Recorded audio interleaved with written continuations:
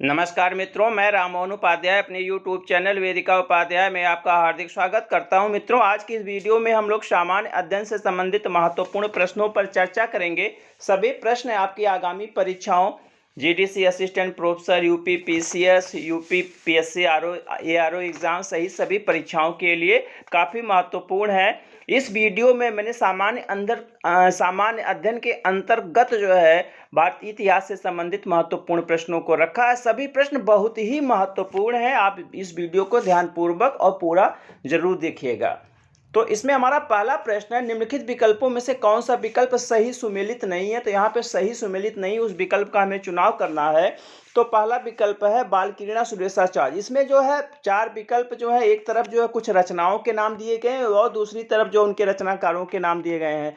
तो इसमें विकल्प ए है बालकृष्ण सुरेशाचार्य। तो यह विकल्प हमारा सही है।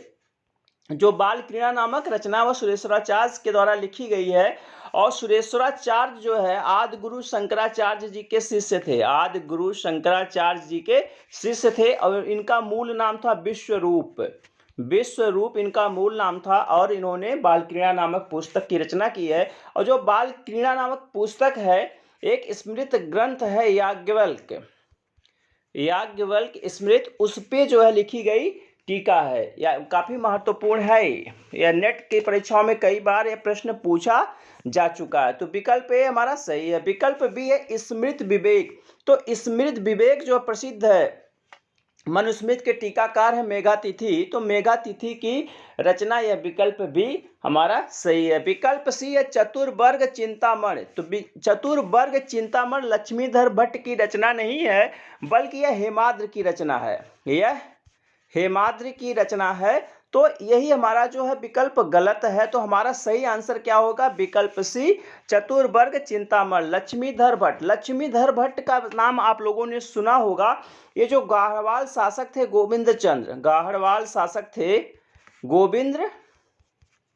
गोविंद चंद, उसके महामात्य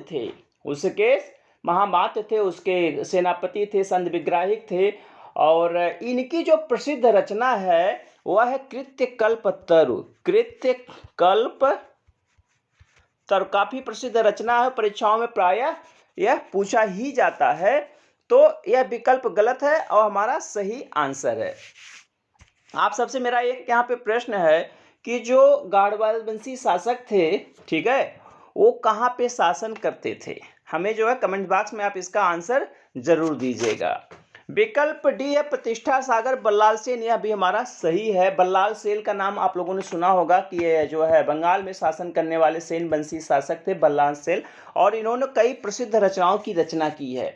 जैसे इनका जो है अद्भुत सागर बहुत प्रसिद्ध है। अद्भुत, परीक्षाओं में प्रायः पूछा जाता है। अद्भुत सागर, दान सागर, अद्भुत सागर, दान सागर, प्रतिष्ठा सागर, ये सब इन्हीं की रचना है। कहाँ के शासक थे? बल्लाल सेन कहाँ के शासक थे? यह जो है सेन वंशी शासक थे और बंगाल में इनका शासन था। तो इस प्रकार से हमारा जो पहला जो प्रश्न है उसका सही आंसर है विकल्प सी। मित्रों, आगे बढ़ने से पूर्व आपसे अनुरोध है, आप वीडियो को देखने के पश्चात चैनल को सब्सक्राइब, वीडियो को लाइक एवं शेयर अवश्य करिएगा। साथ ही साथ बेल आइकन भी प्रेस करिएगा, जिसके माध्यम से आने वाले वीडियो का नोटिफिकेशन आपको समय से प्राप्त हो जाए। दूसरा प्रश्न, निम्नलिखित कथनों पर विचार कीजिए।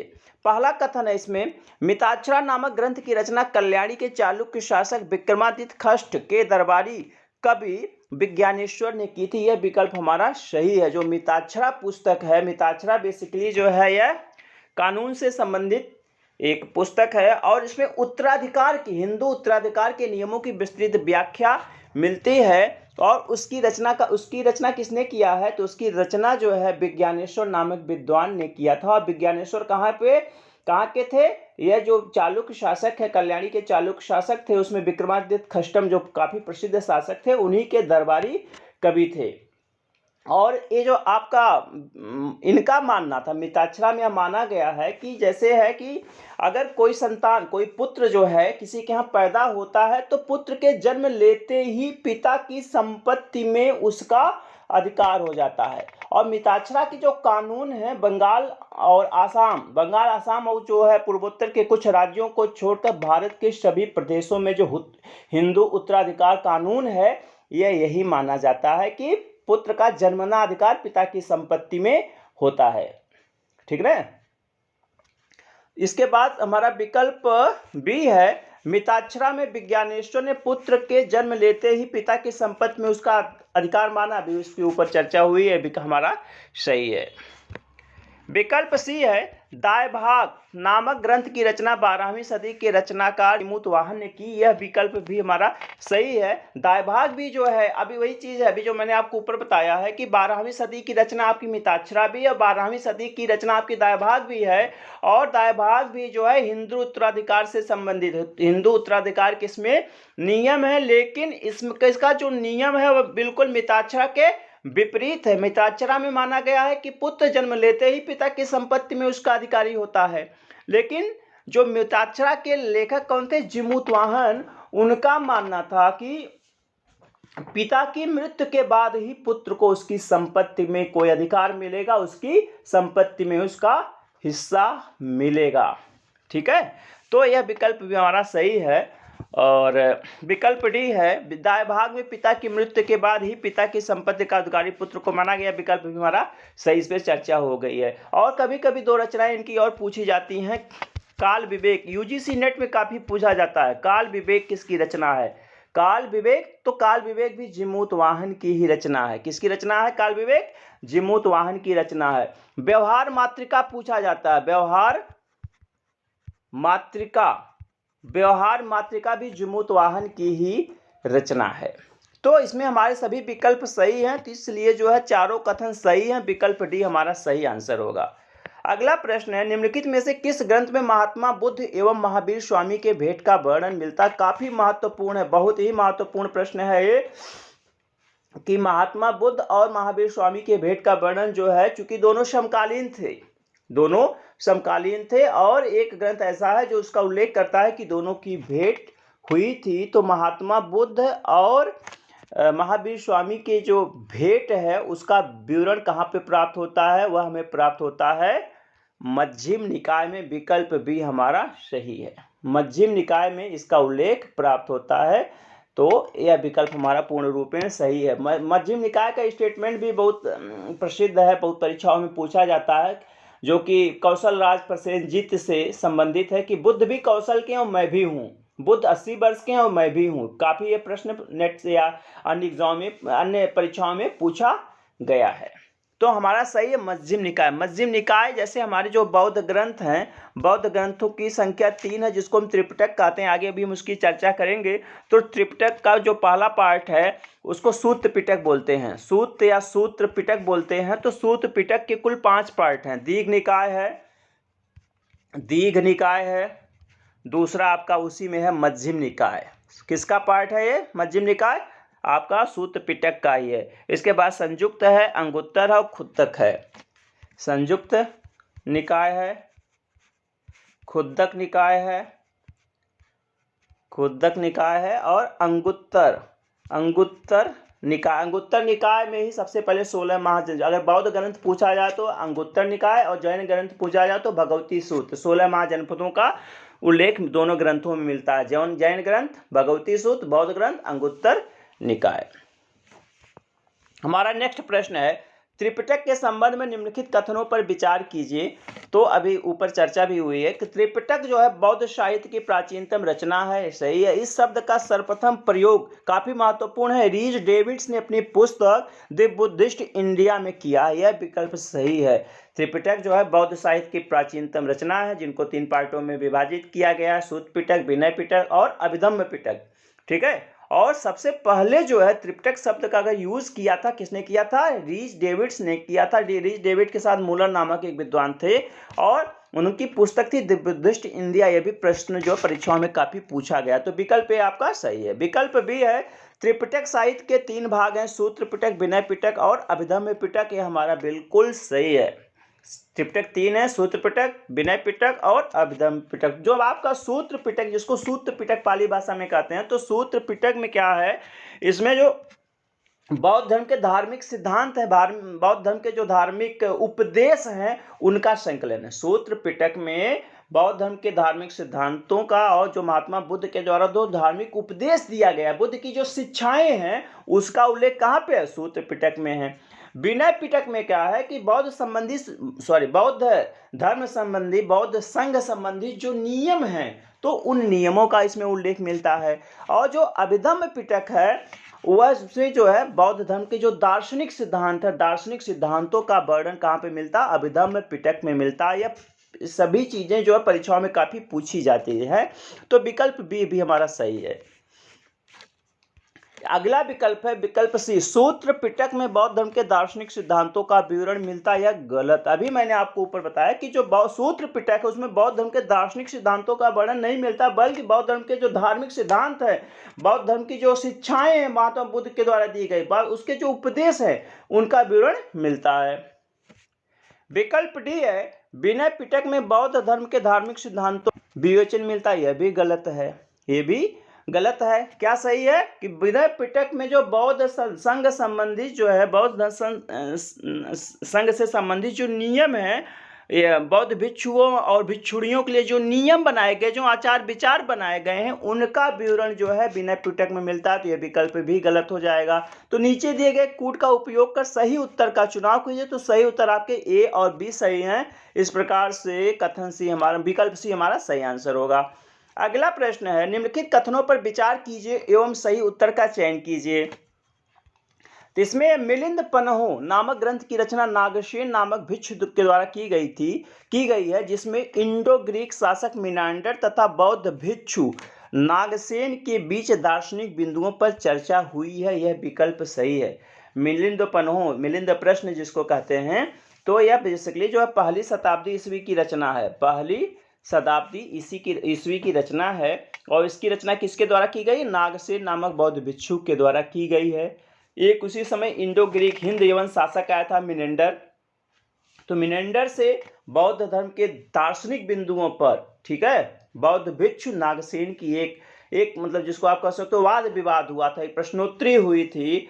और मिनेंडर को उन्होंने जो है नागसेन ने अपने उत्तरों के द्वारा प्रभावित हुआ था। और इसी कारण जो है बाद में इंडो ग्रीक शासक मिनेंडर ने बौद्ध धर्म को अपना लिया था, बौद्ध धर्म का अनुयायी बन गया था।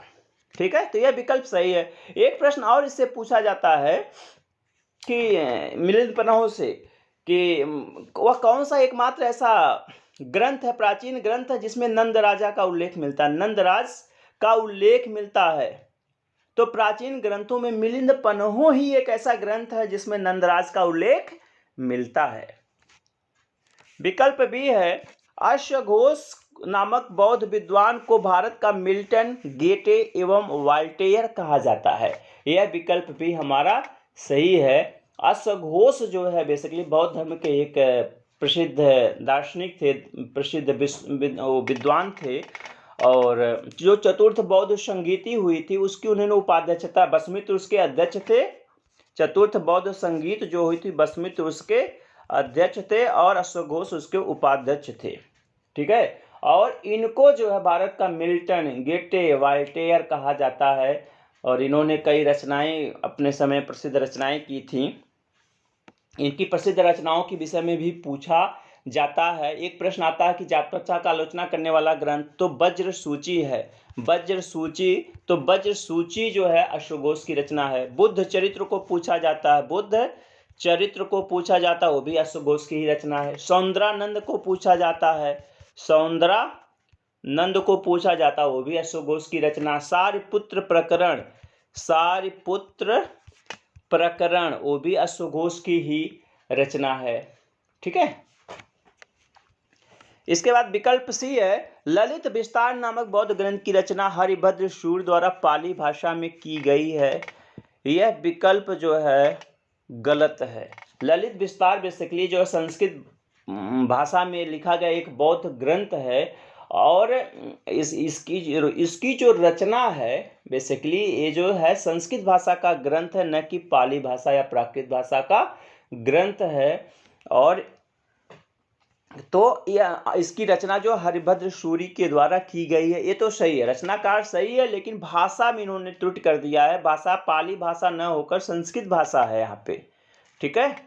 और इसमें जो है प्राचीन 64 लिपियों का वर्णन मिलता है। ये भी प्रश्न पूछा जाता है कि किस बौद्ध ग्रंथ में 64 प्राचीन लिपियों का उल्लेख मिलता है, तो ललित विस्तार में ही जो है उसका उल्लेख मिलता है।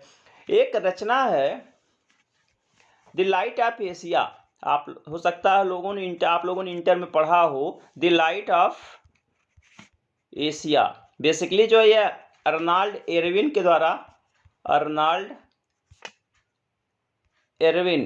के द्वारा लिखी गई पुस्तक है, और यह जो है आपका जो ललित विस्तार नामक ग्रंथ है उसी का बेसिकली अगर माना जाए तो अंग्रेजी अनुवाद है। क्या है उसका? यह अंग्रेजी अनुवाद है, ठीक है। और विकल्प डी है वसुमित्र द्वारा लिखित विभाषा शास्त्र बौद्ध धर्म की बाइबिल एवं बौद्ध धर्म का विश्वकोश कहलाता है। यह भी सही है। वसुमित्र का उल्लेख ऊपर हुआ, मैंने आपको बताया कि चतुर्थ बौद्ध संगीत की अध्यक्षता जो है वसुमित्र ने ही की थी। जो चतुर्थ बौद्ध संगीत हुई थी कहाँ पे हुई थी, किसके समय में हुई थी, कहाँ पे हुई थी? तो कनिष्क के समय में हुई थी। कहाँ पे हुई थी? कश्मीर के कुंडल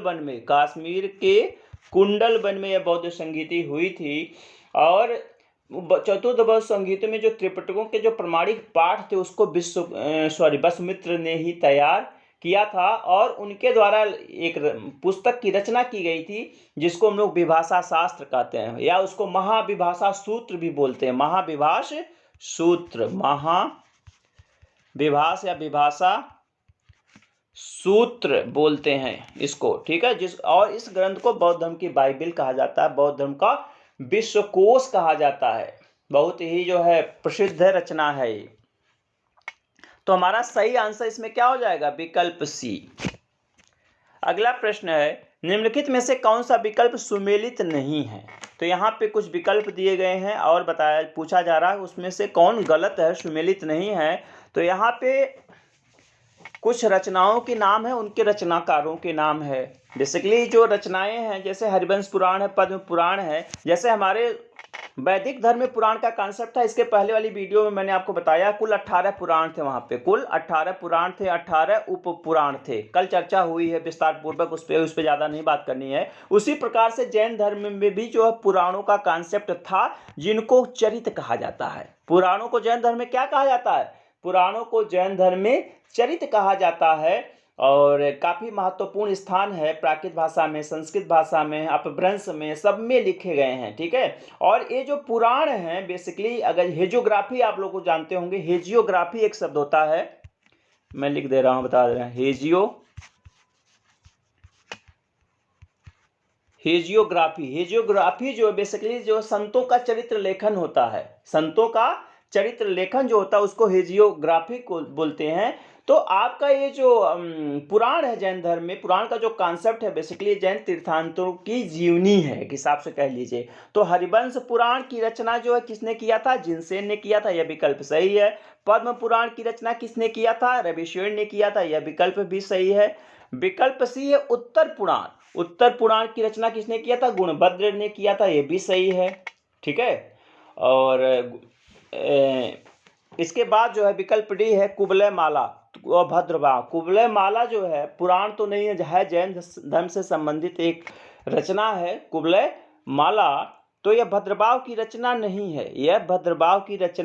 है, बल्कि जो है कुबलय माला जो है उद्योतन सूर्य की रचना है, सूर्य की रचना। परीक्षाओं में काफ़ी यह पूछा जाता है। बेसिकली प्राकृत भाषा का यह है, प्राकृत भाषा की रचना है। और एक इसमें जो है एक हुड़ शासक था तोरमाड़ के विषय में जो है तोरमाड़ के विषय में इस ग्रंथ से जानकारी मिलती है। किससे?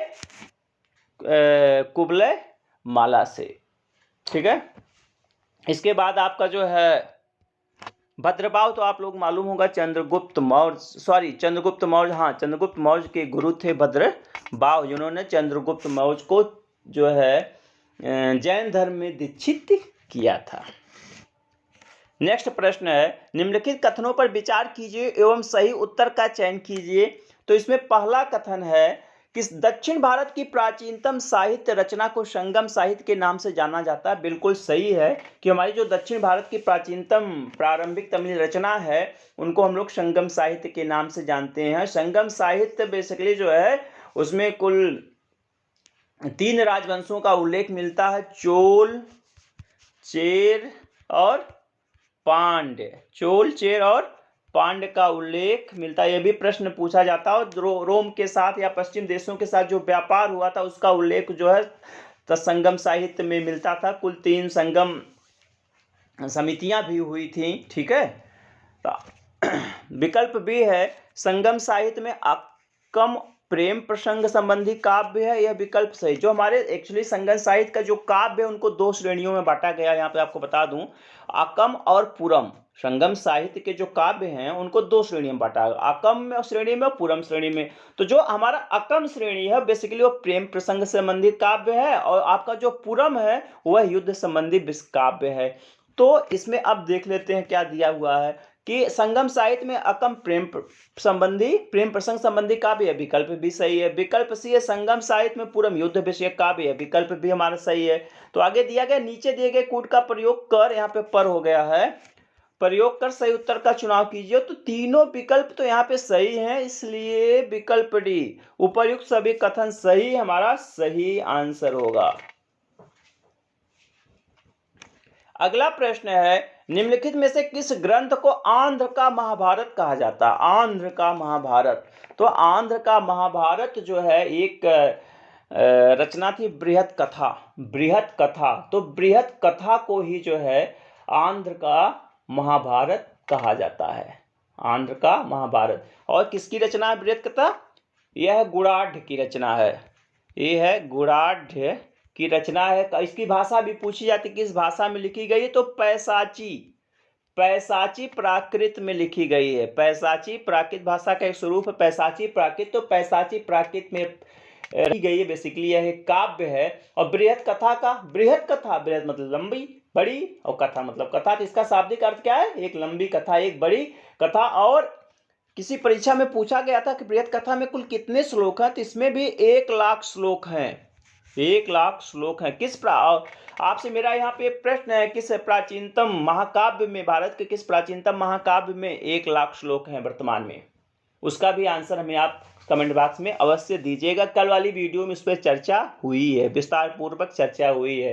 तो इसमें 1,00,000 श्लोक हैं।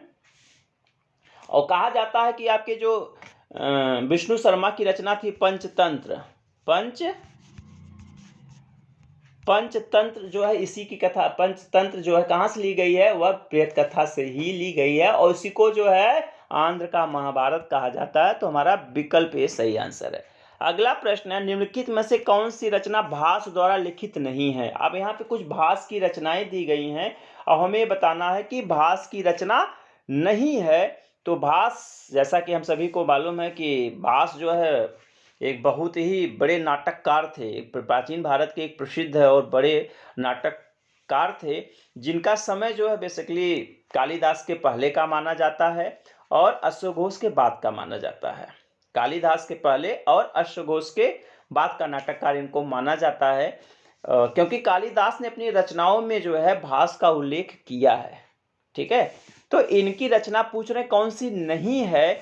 तो यहाँ पे स्वप्नवासव दत्ता भास की रचना है। प्रतिमा काफी महत्वपूर्ण है, प्रतिमा भी भास की रचना है। सी है प्रतिज्ञ योगंधरायण, यह भी प्रतिज्ञा योगंधरायण भी जो है इन्हीं की रचना। ये 3 रचनाएं तो इसमें है। नीतिसार जो है भास की रचना नहीं है, बल्कि नीतिसार किसकी रचना है? कामंदक की रचना है। कामंदक की रचना है। इसके अतिरिक्त जो है, तो हमारा सही आंसर विकल्प डी होगा यहाँ पे। इसके अतिरिक्त जो है इनके कुछ और ग्रंथ मतलब रचनाएं हैं। कुल लगभग 13 रचनाएं इनकी मानी जाती हैं। 13 रचनाएं। एक प्रसिद्ध रचना है दरिद्र चारुदत्त। ठीक है, वही चारुदत्त का उल्लेख किस रचना में मिला है? गुप्तकालीन रचना है। आप कमेंट्स बॉक्स में इसका आंसर जरूर दीजिएगा कि चारुदत्त जो है किस प्राचीन काव्य नाटक का पात्र है। अभी भी जो है काफी महत्वपूर्ण है वो। इसके बाद हमारा 10वां एवं अंतिम प्रश्न है, संस्कृत ग्रंथ मृच्छकटिकम के संबंध में निम्नलिखित कथनों पर विचार कीजिए। ठीक है, अब हमें जो संस्कृत ग्रंथ जो है, संस्कृत का एक नाटक है मृच्छकटिकम, जिसके विषय में हमें विचार करना है। कुछ विकल्प दिए हैं, कथन दिए गए हैं, देखना कुछ में कौन से सही है कौन से गलत हैं। तो पहला कथन है विकल्प ए, यह संस्कृत नाट्य साहित्य का सबसे लोकप्रिय रूपक है जिसका अर्थ होता है मिट्टी की गाड़ी। यह सही है, यह संस्कृत नाट्य साहित्य का एक बहुत बड़ी रचना मानी जाती है और उसका शाब्दिक अर्थ होता है मिट्टी की गाड़ी। ठीक है, और इसकी रचना शूद्रक द्वारा गुप्त काल में की गई, विकल्प बी है। यह भी हमारा सही है कि जो मृच्छकटिकम है इसकी रचना जो है किसके द्वारा की गई है, शूद्रक के द्वारा। किस काल में की गई, गुप्त काल में की गई है। और विकल्प सी है, इस नाटक में पहली बार राज परिवार के स्थान पर समाज के मध्यम होना चाहिए था, माध्यम हो गया है, मध्यम एवं निम्न वर्ग के लोगों को पात्र बनाए गए हैं, बिल्कुल सही है। इसके पहले की जो रचनाएं हैं बेसिकली वह राज परिवार या धनाढ़ परिवारों के विषय में है, उनके जीवनी उनकी कहानियां, लेकिन ये जो आपका मृच्छकटिकम है शूद्रक द्वारा रचित, इसमें जो है मध्यम वर्ग के लोगों को, निम्न वर्ग के लोगों को इसमें स्थान दिया है। चोर है, गणिका है, गरीब है, ब्राह्मण है, दासी, नाई, इन सभी को अपना पात्र बनाया गया है। और इसी ग्रंथ में जो है चारुदत्त नामक एक दरिद्र ब्राह्मण की कथा मिलती है जिसकी प्रेमिका का नाम था बसंत सेना। प्रेमिका का क्या नाम था, बसंत सेना। इसकी प्रेमिका का नाम था बसंत सेना। उन दोनों, वह बेसिकली एक गणिका थी और दोनों की जो है प्यार की प्रेम प्रसंग का वर्णन इसमें मिलता है। तो ये विकल्प भी हमारा सही है। विकल्प डी है, इस नाटक में समाज, यहाँ पे समाज होना चाहिए, समाज के उच्च वर्ग लोग संस्कृत भाषा और निम्न वर्ग के लोग एवं स्त्रियां संस्कृत के स्थान पर प्राकृत भाषा का प्रयोग करते थे। यह भी प्रश्न परीक्षाओं में कई बार पूछा जा चुका है कि गुप्त शूद्रक में जो है, शूद्रक ने अपनी रचना मृच्छकटिकम में जो है महिलाओं के लिए, मतलब महिलाओं के मुंह से क्या कहलवाया, कौन सी भाषा यूज कराई है, या निम्न वर्ग के लोगों से कौन सी भाषा यूज कराई है, प्रयोग में लाई है, तो वह है प्राकृत भाषा। और जबकि समाज के जो उच्च वर्ग के लोग थे, अन्य महिलाओं के अतिरिक्त जो थे, वो संस्कृत भाषा का यूज करते थे। एक प्रश्न आता है कि समाज में, तत्कालीन समाज में प्रचलित भ्रष्टाचार का वर्णन किस ग्रंथ में मिलता है। तो तत्कालीन समाज में प्रचलित भ्रष्टाचार का उल्लेख मृच्छकटिकम में ही मिलता है। यह भी बहुत बार जो है परीक्षाओं में पूछा गया है। तो इसमें है, नीचे दिए गए कोड का प्रयोग कर सही उत्तर का चुनाव कीजिए। तो चारों कथन तो सही है इसमें, इसलिए विकल्प हमारा सही आंसर होगा। कभी कभी पूछा जाता है कि किस ग्रंथ में उज्जैनी का उल्लेख मिलता है, मतलब उज्जैनी का उल्लेख पाटलिपुत्र से बड़े नगर के रूप में मिलता है। तो उज्जैनी का उल्लेख पाटलिपुत्र से बड़े नगर के रूप में मृच्छकटिकम में मिलता है। ठीक है, एक विद्वान थे राइडर, राइडर ने इसका अंग्रेजी में अनुवाद किया है, राइडर ने इसका अंग्रेजी भाषा में अनुवाद किया। तो मित्रों, इस वीडियो में हमने जो है भारतीय इतिहास से संबंधित 10 महत्वपूर्ण प्रश्नों को स्थान दिया है। सभी प्रश्न आपकी परीक्षाओं के दृष्टि से काफी महत्वपूर्ण हैं। आप इस वीडियो को पूरा देखने के पश्चात चैनल को सब्सक्राइब, वीडियो को लाइक एवं शेयर अवश्य करिएगा। साथ ही साथ बेल आइकन भी प्रेस करिएगा जिसके माध्यम से आने वाले वीडियो का नोटिफिकेशन आपको समय से प्राप्त हो जाए। आप सभी को पूरा वीडियो देखने के लिए बहुत बहुत धन्यवाद। नमस्कार।